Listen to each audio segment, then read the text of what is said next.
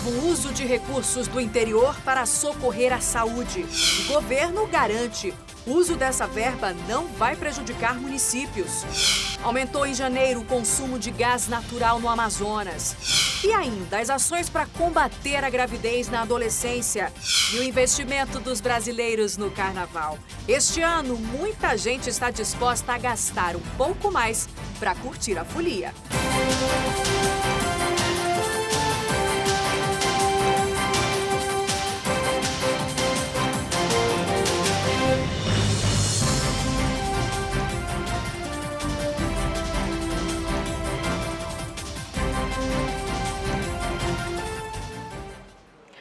Boa noite para você. Depois de muita discussão, enfim, o projeto de lei que redireciona recursos do FTI para pagar dívidas da saúde foi aprovado na Assembleia Legislativa. O texto teve o apoio dos parlamentares depois da inclusão de uma emenda que aumenta o repasse para os municípios do interior. A votação foi quase unânime, com apenas um voto contra e 4 abstenções. A mensagem governamental destina 40% do Fundo de Desenvolvimento do Interior para pagar funcionários e outras dívidas em atraso do setor da saúde. A estimativa de arrecadação do FTI é de mais de 800 milhões de reais até o fim do ano. Desde que chegou na casa, o projeto sofreu diversas alterações. Chegou, inclusive, a ser retirado de pauta pelo líder do governo, depois que os parlamentares fizeram várias críticas, dizendo que a mensagem não informava o quanto do fundo seria destinado para a saúde. O texto aprovado nesta quarta-feira aqui no plenário foi resultado de uma discussão entre deputados, governo e prefeitos do interior. Outro problema apontado pelos deputados era o fato de o fundo ter sido criado para desenvolver o interior e pouco ter sido usado com este objetivo. Para gerar emprego e renda, que pudesse cavar tanques redes, que pudesse fazer asfaltos, que pudesse fazer casa habitacional. É muito dinheiro que os municípios perdem. Mas o projeto prevê que, além dos 60% restantes do FTI, uma parte do dinheiro direcionado para a saúde também vai ser destinado para os municípios. Todo mundo dizia que ia ser prejudicado, mas como nós estamos colocando, eles não passaram a ser prejudicados, passaram a ser beneficiados, porque eles nunca receberam o investimento do FTI. E hoje estão recebendo uma parte do FTI realmente para custear a saúde do estado, do interior do estado do Amazonas. Segundo o presidente da Associação dos Municípios, com as mudanças, a saúde do interior também deve receber melhorias. A crise da saúde ela não é apenas de Manaus, ela é do estado, porque os pacientes do interior também vêm para a capital em busca de atendimento. Portanto, cada um está aqui cedendo um pouquinho, dando uma demonstração do entendimento e da importância que o momento requer para que a gente possa socorrer o sistema de saúde do estado. Todos os 61 municípios devem receber parte do investimento, mesmo os que não têm gestão plena no setor. Segundo o prefeito de Boa Vista no Ramos, esta é outra vantagem conquistada nas negociações. Na primeira discussão, a divisão seria apenas com os 11 municípios da saúde plena. E agora não, vai ser dividido com todos os municípios. Tanto seja a famosa saúde municipalizada ou não municipalizada, todos terão o apoio dessa parte do fundo que será destinado aos 61 municípios do estado do Amazonas. Apesar dos votos a favor, vários deputados justificaram que o apoio ao projeto está vinculado ao bom uso do dinheiro. Este parlamentar acredita que outras medidas também devam ser adotadas para resolver os problemas da saúde. Porque tudo isso que acontece na saúde do Amazonas é exatamente a resistência do Estado em implantar o SUS.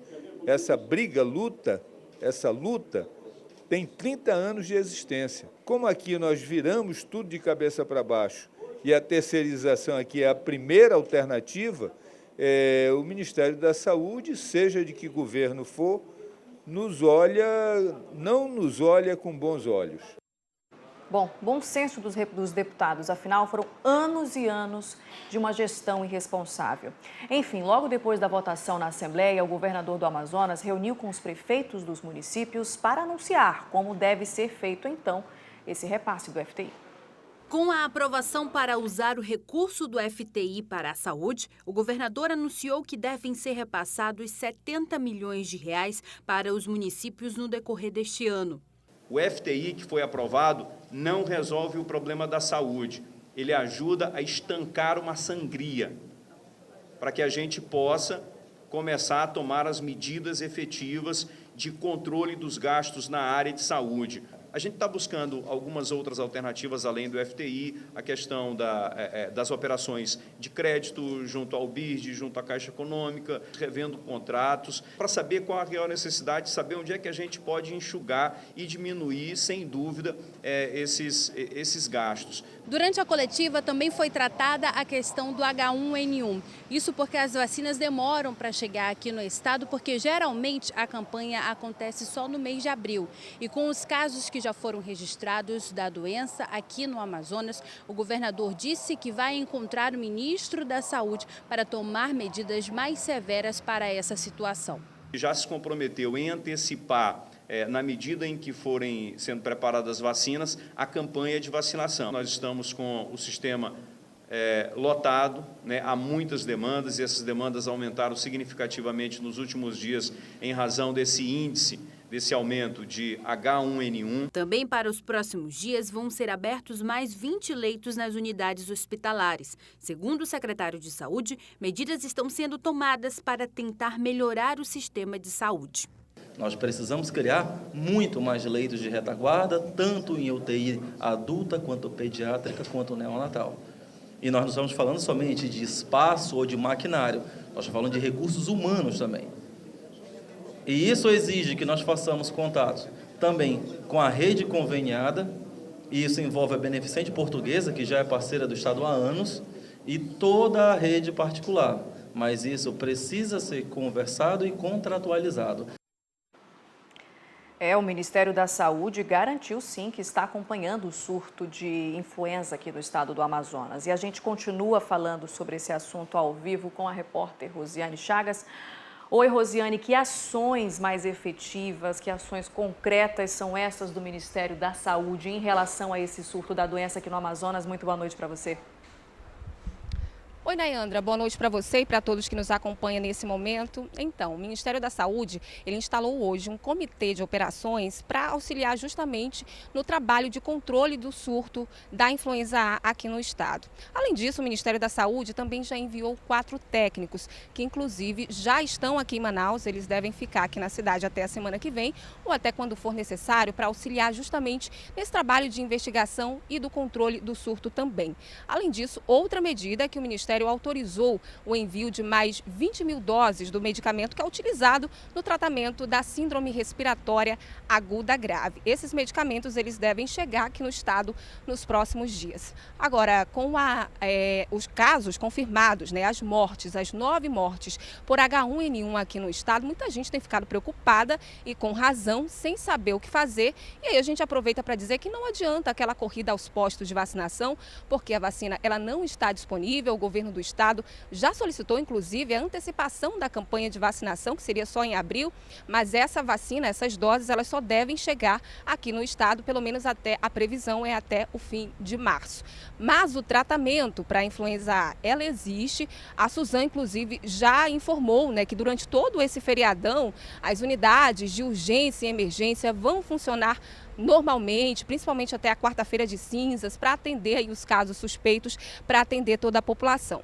Agora, como essa é uma ação em conjunto, a própria Prefeitura também já disse que 23 unidades básicas de saúde em todas as zonas da cidade vão estar preparadas para receber a população, principalmente para a dispensação do medicamento, né, aquele antiviral. Agora, uma outra informação é que o governador do estado, Wilson Lima, ele está nesse momento reunido lá em Brasília com o ministro da Saúde, Luiz Henrique Mandetta, para justamente tratar sobre esse surto da influenza A aqui no Amazonas e também de outras questões relacionadas à saúde do estado. Uma tentativa aí de buscar soluções para esse problema que tem causado muita preocupação, tem tirado o sono de muita gente, né, Nayandra? Tem mesmo, Rosiane Chagas, muito obrigada pelas suas informações. Boa noite para você. Os detalhes sobre essa reunião do governador do Amazonas com o ministro da Saúde, Luiz Henrique Mandetta, você vai garantir no Manhã no Ar, a partir das 6 horas da manhã. Mais de R$1 bilhão em investimentos para o setor industrial foram aprovados hoje na primeira reunião do ano do Conselho de Desenvolvimento do Amazonas. A reunião do CODAM foi na Federação da Agricultura e Pecuária do Estado. No total, 41 projetos industriais foram aprovados. Mas, além dessa aprovação, Os empresários e representantes do governo estadual tiveram do recém-possado superintendente da SUFRAMA, Coronel Alfredo Menezes, a garantia de que o governo federal vai procurar liberar o mais rápido possível os processos produtivos básicos, uma antiga reivindicação das empresas do Polo Industrial de Manaus. Essa liberação para que algum produto seja fabricado aqui em Manaus demora meses ou até anos, quando, por lei, deveria ser feita em até 120 dias. Componentes plásticos, equipamento multimídia para internet e carregadores de bateria para telefone celular foram alguns dos produtos em destaque na pauta da reunião do CODAM. A projeção é de que, com esses projetos aprovados, sejam geradas quase 1.500 vagas nos próximos 3 anos. O gás natural está cada vez mais em uso aqui no estado. Além das termoelétricas responsáveis por maior parte do consumo, as indústrias e outros estabelecimentos comerciais vêm aumentando o uso do combustível. E, de acordo com a Cigás, o crescimento foi de 14% só no mês de janeiro. No ano passado, este empresário resolveu abrir um restaurante e, entre as medidas iniciais, a prioridade era ter o gás natural.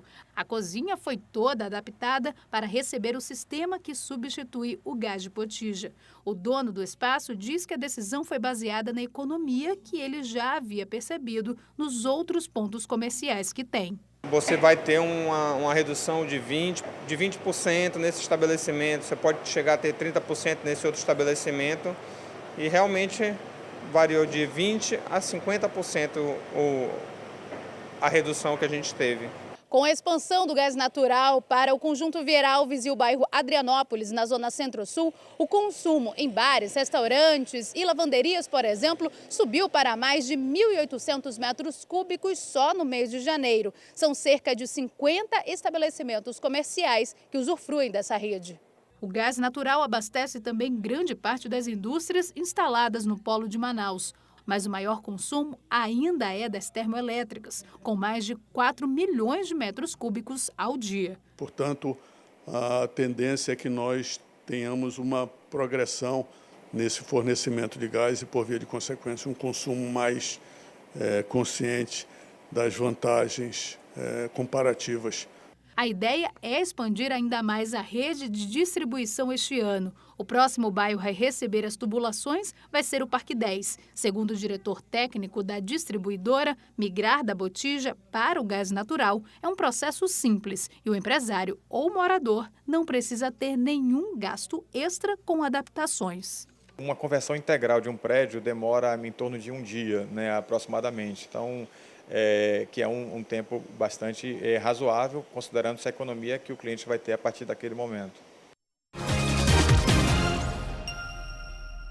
Após negociações do governo brasileiro juntamente com autoridades venezuelanas, mais de 100 pessoas cruzaram a fronteira, entre elas turistas e pessoas que passaram por procedimento cirúrgico na Venezuela.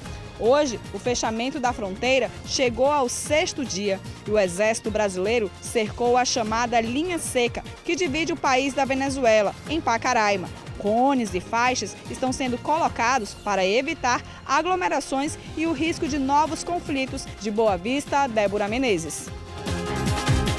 As chuvas intensas aqui no Pará castigaram não só Belém, com os alagamentos, mas também várias cidades do interior do estado.